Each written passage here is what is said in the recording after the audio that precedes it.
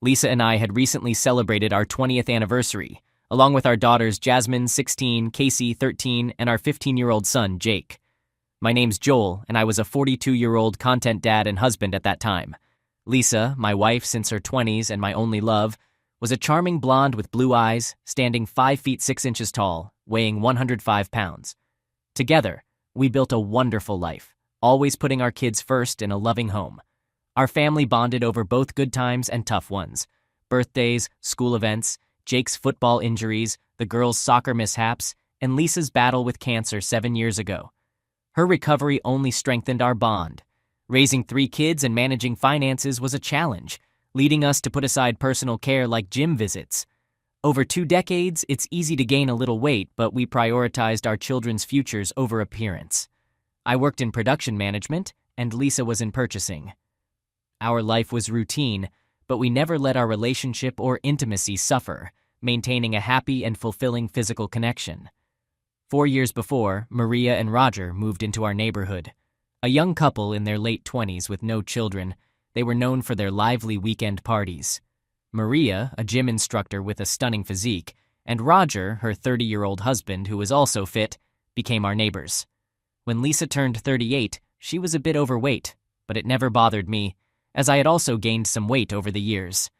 Maria encouraged Lisa, assuring her she could shed the extra pounds by joining her at the gym. 2 years later, as Lisa neared 40, she had slimmed down significantly, regaining her youthful figure. I always complimented her newfound beauty.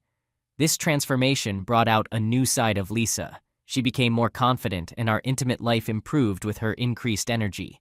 She embraced her rejuvenated self, and I did my best to keep her happy. With her new look came a wardrobe update, inspired by Maria. Lisa started wearing more fashionable, revealing outfits, showing off her figure. Initially, I was a bit uneasy about her going to work dressed so stylishly, feeling a bit out of place in my regular attire. At Lisa's 40th birthday party, which I had organized with a band and catering at a local hotel, she looked stunning in a chic dress and heels. I noticed other men admiring her, and she seemed to enjoy the attention, exuding a newfound confidence. She publicly thanked Maria for helping her reclaim her youth and improve our marriage.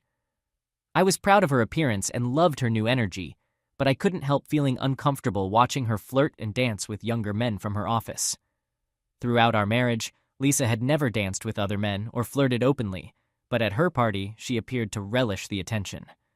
This bothered me, but I decided to let her enjoy the celebration and talk about my feelings later. That night, after I brought it up, she apologized. She assured me she didn't want me to feel jealous or uncomfortable and promised it wouldn't happen again. She said she had gotten swept up in the excitement and the drinks. That night she made up for it in bed and even gave me a wonderful BJ, which was a rare gift. That night, Lisa was full of energy in bed, taking the time to make sure I was fully satisfied, showing her gratitude for the party in her own special way. Things returned to normal, except Lisa started coming home late a few nights a week because of her gym sessions. I made sure to be there for the kids and had dinner ready on those evenings when she came home late. Jake, our son, had a club after school on Thursdays that required a ride home. Lisa agreed to do the Thursday pickups since his school was quite a distance away and involved crossing busy streets. Jake often complained about being picked up and insisted on walking home because at 15 years old, he didn't want his parents to pick him up. I explained that some of the roads he had to cross were too dangerous, and to be in the school club, he had to ride home with us, no exceptions. He reluctantly agreed, and I picked him up every day, except for Thursdays, due to my staff meetings. On Thursdays, it became Mom's routine to pick him up. However, one week, Lisa was busy at work and forgot to pick him up. After waiting for 40 minutes, Jake decided to walk home. This incident was one of the few times anyone in the family saw me upset. Lisa felt apologetic and upset with herself after witnessing my loss of temper. I made it clear how I felt about the situation. She swore it would never happen again, and after I cooled off, I accepted it as a mistake. No harm was done, and everything returned to normal at home. She made it up to me in bed that night, and life went on as usual. Financially, things were going well, work was good, and the family appeared to be happy, except for me. Approximately 2 months later, I noticed our bed life had declined from 4 to 5 nights per week to once or twice, and the quality of our intimacy had diminished. Lisa became increasingly self-indulgent, preoccupied with her appearance, frequently getting facials and maintaining her hair and nails weekly. It seemed that as she hit 40, she was determined to reverse the aging process. Our closet filled with new clothes and shoes, and when I voiced concerns about her spending, she reacted angrily, explaining that her efforts were for me, her husband, who benefited from her youthful appearance. I wanted to tell her that despite her efforts, I was unsatisfied, and our intimate life had become unsatisfactory. I missed the old Lisa, but assured her that I loved her just as much as the new version. She continued her late nights, spent time at the gym, and even went out with Maria, our neighbor and gym instructor. That's when I decided to plan a weekend getaway to reconnect and restore our relationship. I loved Lisa, but needed to assert myself and bring things back to normal. The following week, I made dinner reservations for Friday night to share my plans for our weekend escape during a romantic meal. On Tuesday night, I informed her of the reservations and arranged for her parents to look after the kids. The next morning, I watched her getting ready for work in another new dress, which seemed overly dressy for her job, along with extravagant accessories.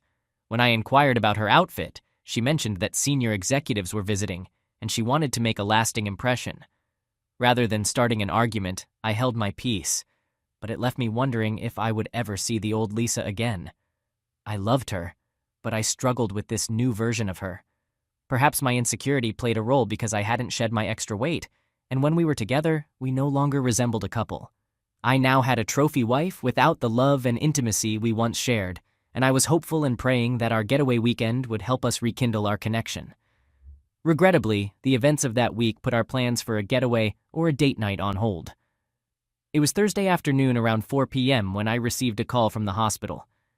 I was in the middle of delivering a presentation at our staff meeting when the call came in, informing me that Jake was in the emergency room and required immediate surgery. They emphasized the urgency, and I needed to get to the hospital right away.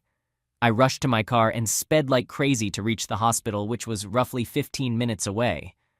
I attempted to call Lisa multiple times, but she didn't pick up. I also reached out to her parents, asking them to pick up our daughters and join us at the hospital to be with their brother. Meanwhile, I left several voicemails and texts on Lisa's phone, growing increasingly concerned about her whereabouts. Normally, she always answered her phone, but for some reason, she was unresponsive that day. At the hospital, I met with the doctors, handled some paperwork, gave my insurance details, and had a short visit with my son, who was injured with a broken leg, cuts, and bruises. It was a distressing sight, and tears welled up in my eyes as they wheeled him into the operating room. I felt alone and overwhelmed with worry about Lisa once again. They directed me to the surgery waiting room, where I reunited with my daughters and Lisa's parents, Edward and Mary. They looked to me for answers, and I shared what little information I had, including the fact that Lisa was missing. We concluded that Lisa hadn't picked up Jacob from school, and he had decided to walk home on his own. I expressed my deep concern about Lisa's absence, her unanswered calls, and her failure to pick up Jake. We stood in a circle in the private waiting room, trying to piece together the situation. "Let me call her office again and see if they know anything," I suggested as I dialed her office number. I explained our son's accident and hospitalization and expressed my urgency in finding her. I asked the person on the other end about Lisa's whereabouts, and I was informed that she hadn't been seen since her lunch break. I shared the situation with our son and asked if she knew who Lisa had lunch with. She informed me that Lisa had left for lunch at 1 p.m. with Mr. Donnie, a sales representative from one of their suppliers. I requested Mr. Donnie's contact information so I could try reaching out to him to determine Lisa's whereabouts. After a brief wait, she sent me Mr. Donnie's business number, and I thanked her before hanging up. I immediately dialed his number, but there was no answer, and it went straight to voicemail. A sinking feeling washed over me, compounding the stress of our son's impending surgery. My wife appeared to be missing, along with a salesman. Tears streamed down my face from the overwhelming strain. Mary, Lisa's mom, offered me a comforting hug and encouraged me to stay strong. Anger began to well up inside me when I suddenly heard Jasmine shout, "I found Mom, Dad!" I turned to Jasmine, who was holding up her phone, and anxiously asked, What do you mean? She mentioned that her mom had installed a tracking app on their phones to keep tabs on them, and it worked for her phone too. She pointed at a blinking red dot on her phone and said that's where she was. I inquired about the location, and she zoomed in on the phone, revealing it was at a downtown hotel. The surprise was evident on everyone's faces upon hearing this. I swiftly formulated a plan to contact her, although I knew it could mark the end of our marriage. Curious glances followed my actions as I dialed the hotel's number and asked to be connected to Mr. Donnie's room. They placed me on hold, and after a moment, I heard the phone ringing. Frustration was apparent in the man's voice when he finally answered after 8 rings. "Hello, is this Mr. Donnie?" I inquired. He confirmed, and I requested to speak with Lisa. There was a brief pause before he responded, claiming she wasn't there. In a firm and controlled tone, I asserted, "Donnie, listen closely. I'm her husband, and our son is in critical condition at the hospital." I continued, "I know she's with you, and I need to speak with her urgently. Please put her on the phone." I raised my voice in anger, warning, "Donnie, if her son doesn't make it before I talk to her, I will find you and deal with you personally. Do you understand? Now put her on the phone." I heard some movement on the other end, and then Lisa's nervous voice came through, saying, "Hello." My tone remained firm and controlled as I relayed the news, informing her that Jake had been hit by a car on his way home from school and was in critical condition. I instructed her to come to the surgery waiting room at X hospital as soon as possible. Her scream resonated through the phone, and the call was abruptly disconnected. At that moment, I had been so focused that I forgot my 2 daughters and Lisa's parents were listening to the conversation. They now stared at me in utter shock. The emotions of the day, coupled with hearing my wife talking to her lover, overwhelmed me, and I couldn't hold back tears. For the first time in front of my family, I cried. The pain from Jake's accident and the loss of my wife was too much to bear, and I found myself on my knees sobbing. My children hugged me tightly, sharing their tears. Our neighbor Maria and Roger stood nearby as well, witnessing the heartbreaking scene. Eventually, I regained my composure, kissed my girls, wiped away my tears, and addressed everyone. I apologized for what they had just heard, explaining that I lost control when Donnie answered the phone. I shared that it seemed Lisa had spent the afternoon in bed with a coworker and had forgotten to pick up Jacob. I assured them that now that she knew about Jake, she would likely be here shortly. I requested that he please keep her away from me because I'm uncertain how I'll react given my current state. I could see the anger in her mother's eyes.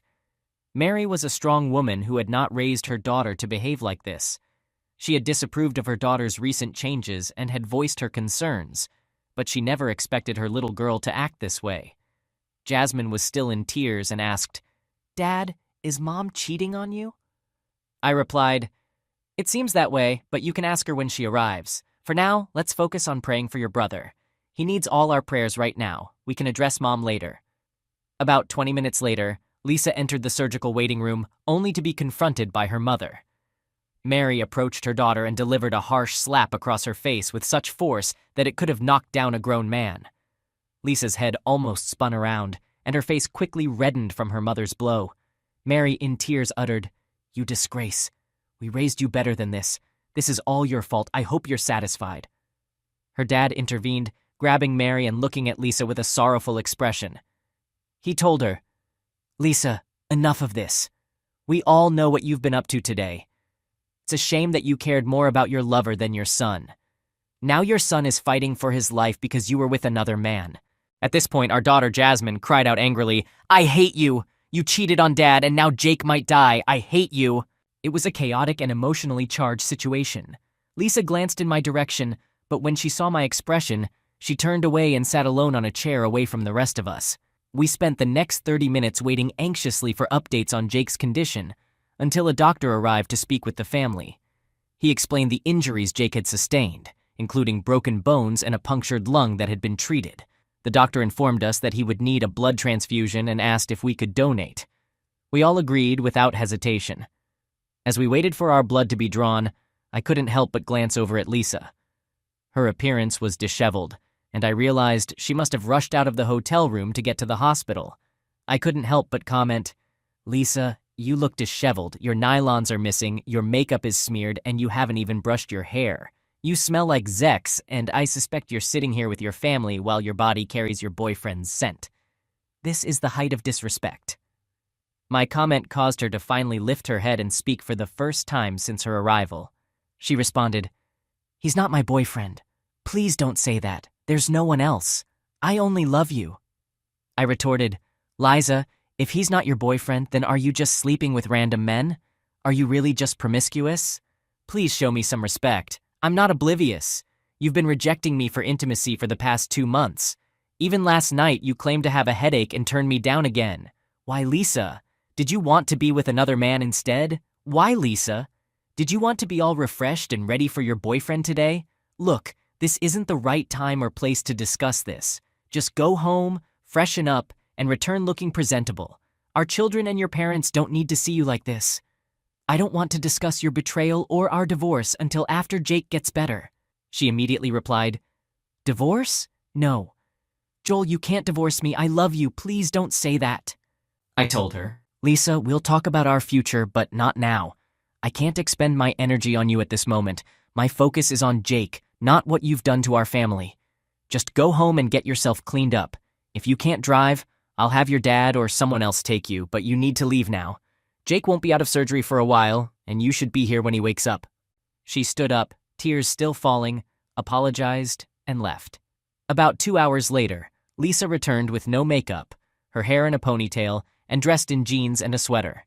She had stopped crying but still looked worn out from the emotional turmoil. She sat with her parents, and our girls stayed by my side. I spoke to my daughters, emphasizing the importance of not harboring resentment towards their mother and the need for us to focus on Jake. I explained that we could have conversations about this situation later, but for now, we needed to come together as a family. For the next 2 days, we took turns keeping vigil for Jake, who remained in a medically induced coma. Finally, on the 3rd day, we received positive news from the doctors, and Jake was going to be okay. He would need to stay in the hospital for a while, but he should be able to go home in about a week. We all cried tears of relief and embraced each other upon hearing the good news. Lisa tried to approach me, but I kept my distance and gently pushed her away as I comforted my daughters. Her world had shattered, and she didn't know how to reintegrate into the family or salvage her marriage. Since our family members were taking turns staying at the hospital, there were no sleeping arrangements for Lisa and me. However, on the 3rd day, I decided to communicate my intentions regarding our living situation once Jake returned home. I informed Lisa that now that Jake was on the path to recovery, I would be sleeping at home again. I made it clear that I didn't want her in my bed, and given her involvement with others, I believed it was only fair for her to move her belongings into the guest room. She cried and professed her love for me, asking me not to kick her out. I told her that, for the time being, until Jake fully recovers, there is no us.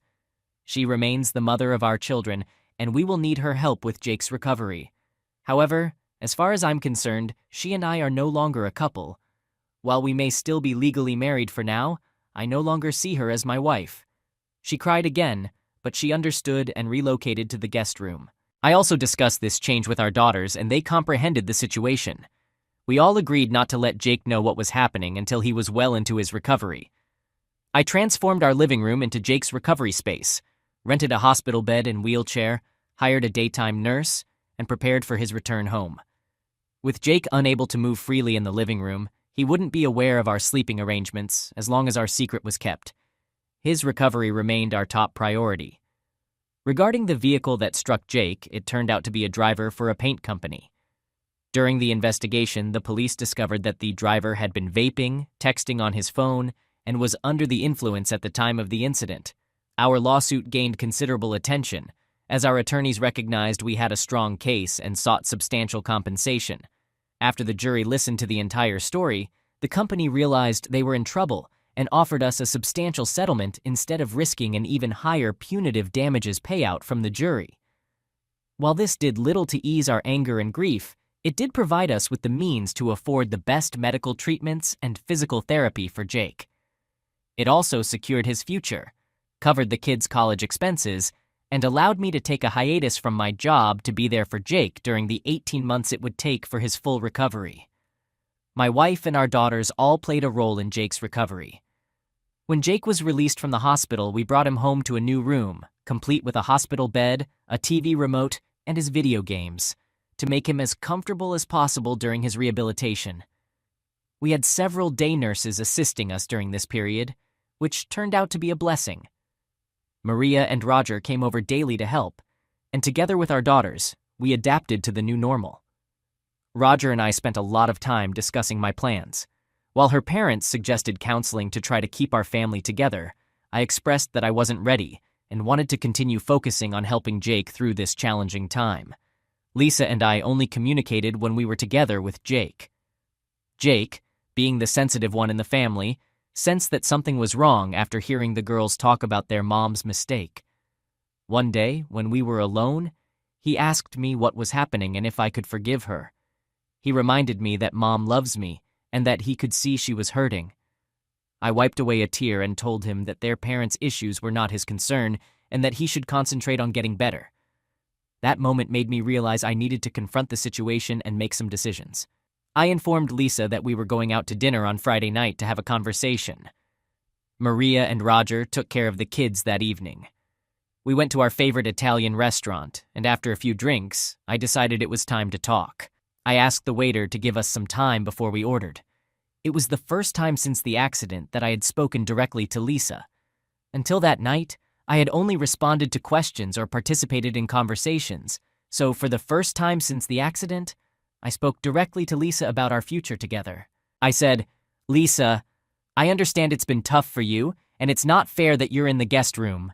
Since the accident, I haven't had a chance to think about our future, but over the past few days, I've come up with a solution to alleviate the stress the family is experiencing due to our situation. I'll look for an apartment near the house, and you can move back into the master bedroom. Once Jake is on his feet, I'll begin the divorce process. I want to wait until he's better before he learns the full reason for our separation." A tear fell from her eye, and I felt like a boy who had just lost his best friend as I held back my own tears for the loss. All the years of love I had for this woman were tarnished by one selfish act, and now both of us were paying for her actions. She asked if there was any way I could forgive her and let her back into my life. I responded, "Lisa, I love you and I probably always will.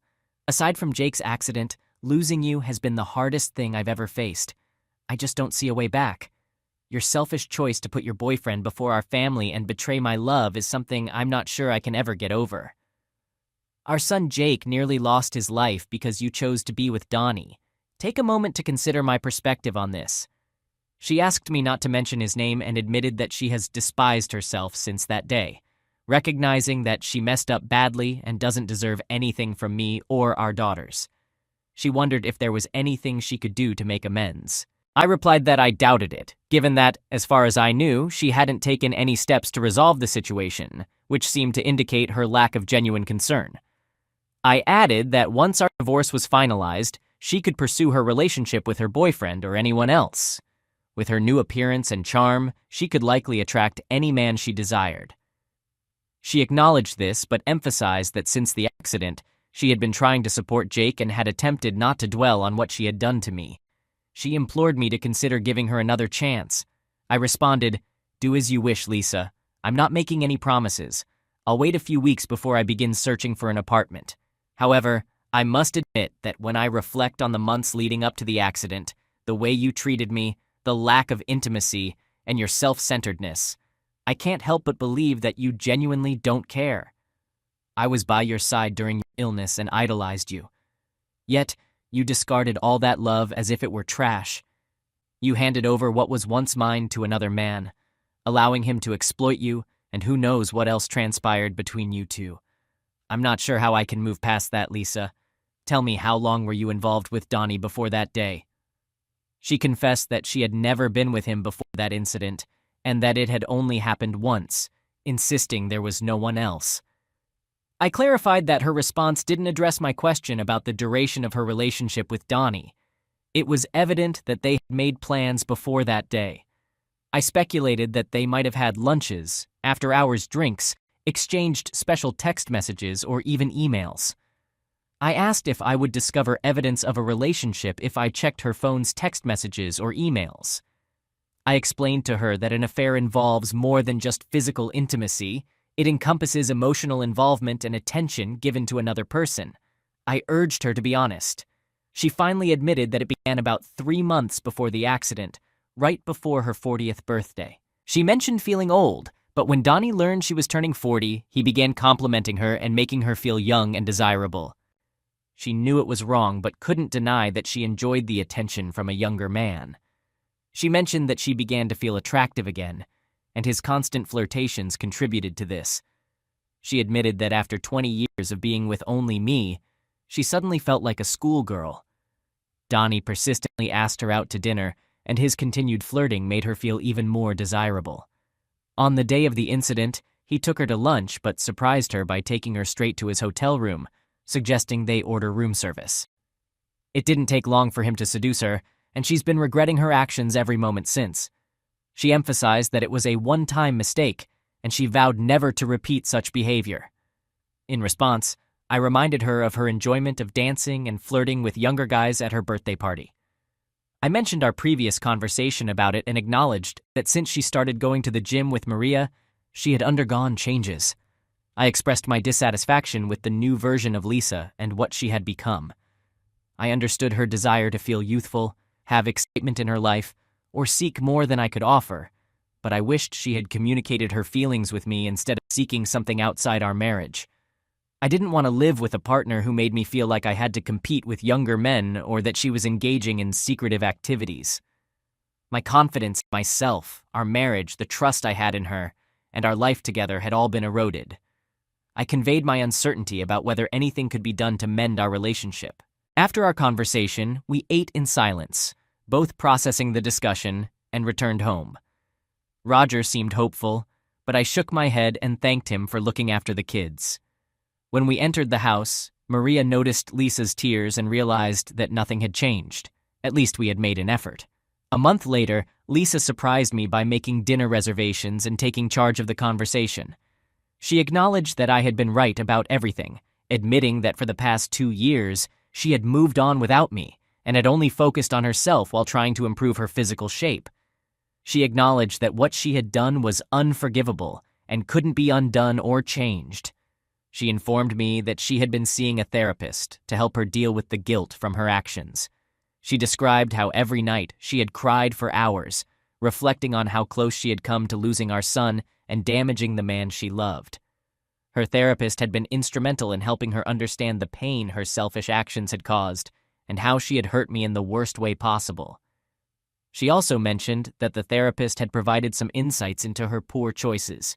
She explained that her actions had been a cry for attention or possibly a midlife crisis, but I disagreed with her and took complete responsibility for my own mistakes. I acknowledged that I had messed up, made poor choices, and had convinced myself that I deserved to enjoy my newfound youth after putting in so much effort to look good. Initially, my intention was just to get in shape, but as I shed the extra weight, I started receiving a lot of attention from men. This newfound attention made me feel youthful, attractive, and desirable, which was particularly impactful as I approached my 40th birthday. As she spoke, it was evident that she was struggling to hold herself together, and I sat in silence, allowing her to continue. She admitted that what was truly baffling was that she had loved our life, our children, and our marriage. She had never contemplated hurting me or being unfaithful, yet that's precisely what had happened. It began innocently with flirting, some of which you witnessed at my birthday party, though I had dismissed your concerns. Then came the lunches and more flirting until I ultimately allowed myself to make a terrible mistake during a meaningless afternoon of sex. I despise myself for what I did, and I now realize that it's not reflective of who I truly am. I want you to understand how deeply sorry I am for the pain I've caused you and the damage I've inflicted upon our son. I carry an immense burden of guilt and suffering each day. My actions were entirely selfish, driven by my own desires, and I wasn't considering the consequences for our love and marriage. What I'm sharing with you isn't an excuse, and I don't expect your forgiveness because I violated our vows, betrayed your trust and affection. I'll accept it if you decide you want the worst for me in light of what I've done, though it will sadden me. Ultimately, I want you to be happy, and with someone you can trust. In the meantime, I'm committed to making an effort to win you back. Joel, during our last dinner, You pointed out that I hadn't taken any steps to salvage our marriage, and I confessed that I had been so preoccupied with our son's well-being that I didn't know how to save us. Since that moment, I've spent the past month working to demonstrate what I've done to try and bring you back." She maintained her composure and spoke with a serious tone, outlining her plan. First and foremost, she revealed that she had submitted her resignation and intended to become a stay-at-home mom. She planned to care for Jake full-time, eliminating the need for day nurses. She had also informed her boss, Mr. Connor, about her affair with the supplier. Given the supplier's standing in the community and church while she was with her boss, he had called the supplier and conveyed that they would sever their business relationship unless they immediately terminated Donnie. It turns out that our company is their largest customer, and a significant portion of their revenue depends on our business. Before we went out tonight, I discovered that we weren't the first ones to complain, and Donnie had indeed been fired. Following that, I visited Donnie's wife, Patricia, and extended my apologies for our actions. When I recounted the entire story and my efforts to mend things with you, the only man I've ever loved, I broke down in tears. Patricia responded with more kindness than I would have expected, possibly understanding the guilt and remorse I was experiencing. She tried to console me and mentioned that it wasn't entirely my fault, as Donnie had a reputation as a womanizer with a knack for seducing women. However, she also admonished me not to disrespect the man I love ever again. She wished me luck in reconciling with you, and mentioned that while this wasn't the first time something like this had happened, it would certainly be the last. I got the sense that she might be seeking legal advice. After leaving Patricia, I called Maria and informed her that I was discontinuing my gym membership. I also planned to continue with therapy. I had come to the realization that I'm a mature woman with a family that relies on me, and if given the opportunity, I'm determined to be the best mom and wife I can be. Additionally, I decided to give away all of my new clothes, retaining only a few items more suitable for someone of my age. Continuing her narrative, she mentioned that she had been researching articles about affairs over the past few weeks.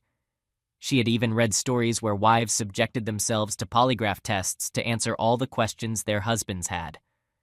She found that there were approximately 20 common questions that needed answers.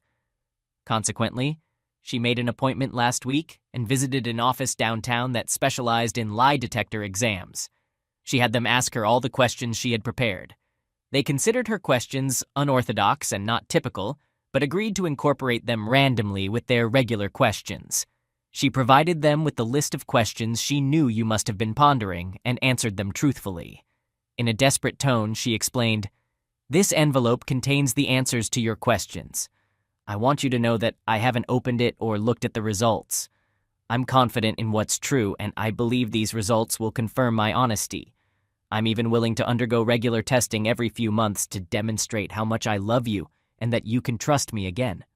I also consulted with an attorney and requested her to draft a post-nuptial agreement as a way to demonstrate my seriousness in trying to regain your trust. This post-nuptial agreement stipulates that if I were to make the same mistake again, I would willingly forfeit custody of our children and vacate our home without seeking any support or alimony. I've learned that this is a common practice for individuals who have cheated, like me. Yes, I acknowledge what I've done, and I've come to terms with the label, no matter how tarnished it may make me feel. I'm aware that I have a lot of amends to make, and I promise to prioritize you above all else. You'll find the post-nuptial agreement, along with the polygraph test results, in the envelope. I was taken aback by her actions and her revelations about what she had done. My wife recognized the impact on our family and our marriage. I asked, "Well, Lisa, I must admit I'm surprised by your efforts. It certainly gives me something to ponder, but I have one pressing question. Why are you so determined to salvage this marriage? You've clearly lost respect for me as your husband and were seeking something else. With your looks and physique, you can have any man you desire. You need to be honest with yourself and contemplate why you want to remain with me, an overweight, middle-aged man. Given your feelings towards me, I can't comprehend why you'd want me now. My suspicion is that you feel guilty about being caught and want forgiveness to alleviate that guilt." "No, that's not it," she responded. "I want us to get back together because I love you. You were there for me when I was ill, took care of me, nursed me back to health, and never once complained all those years. Your love has always been unwavering. I took it all for granted, and now I realize how precious that love truly is. There's no one else I desire, and I can't even envision being with someone else. It has always been you, and I squandered it. Honestly, you've always fulfilled my needs sexually, and you've always made me happy. I just took everything for granted and stopped thinking about anyone else but myself, and that will never happen again. As she sat sobbing uncontrollably in the restaurant, her cries growing more intense, we began to attract the attention of other patrons. I went over to her, put my arms around her, and held her close as she wept into my shoulder. My heart ached from witnessing her pain, and I wasn't certain how much more of these emotional roller coasters I could endure. After she calmed down, she handed me an envelope and told me to read the contents later when I was alone in bed. It certainly piqued my curiosity, and I wondered what revelations awaited me. Upon arriving home and just before we pulled into the driveway, she gazed at me with the saddest eyes I had ever seen and said, "Please don't leave us, Joel. Don't move out of our home. I'm willing to stay in the guest room if you don't want me in your bed. I understand why you wouldn't want me there because if I were in your shoes, I'd feel the same way. I comprehend, and I'll be there for as long as you want. I just want to be with you and reunite our family. Please don't abandon us. I understand you may never forgive me, but I'm asking for a chance to win back your love once more." Once in my room, I took a shower, brushed my teeth, got into bed, and stared at the manila envelope, pondering what revelations it held. Would it make any difference? Did I even want her back after everything that had unfolded? Would I dare to open the file? Those questions swirled in my mind.